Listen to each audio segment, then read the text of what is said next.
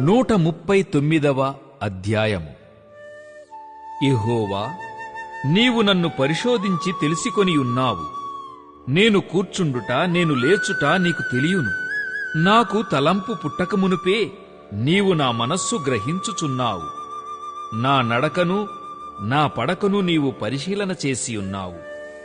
నా చర్యలన్నిటినీ నీవు బాగుగా తెలుసుకొనియున్నావు. యెహోవా, మాట నా నాలుకకు రాకమునుపే అది నీకు పూర్తిగా తెలిసియున్నది. వెనుకను ముందును నీవు నన్ను ఆవరించియున్నావు. నీ చేయి నా మీద ఉంచియున్నావు. ఇట్టి తెలివి నాకు మించినది. అది అగోచరము, అది నాకందదు. నీ ఆత్మయొద్ద నుండి నేనెక్కడికి పోవుదును? నీ సన్నిధి నుండి నేనెక్కడికి పారిపోవుదును? నేను ఆకాశమునకెక్కినను నీవు అక్కడనూ ఉన్నావు.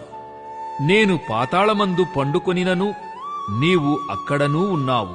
నేను వేకువ రెక్కలు కట్టుకొని సముద్ర దిగంతములలో నివసించినను అక్కడను నీ చేయి నన్ను నడిపించును.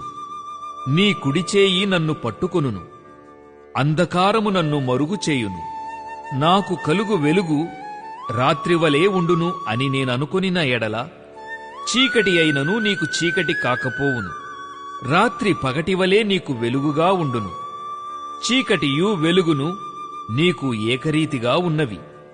నా అంతరింద్రియములను నీవే కలుగజేసితివి.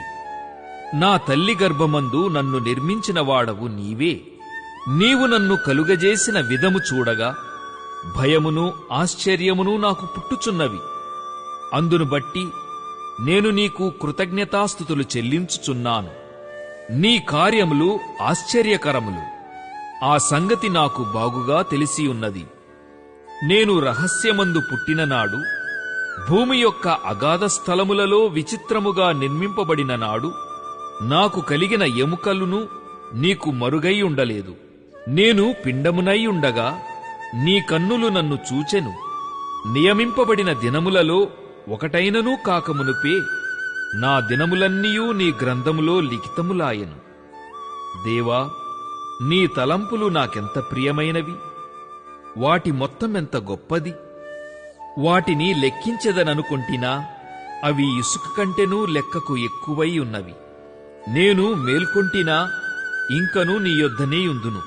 దేవా, నీవు భక్తిహీనులను నిశ్చయముగా సంహరించెదవు. నరహంతకులారా, నా యొద్ద నుండి తొలగిపోవుడి. వారు దురాలోచనతో నిన్ను గూర్చి పలుకు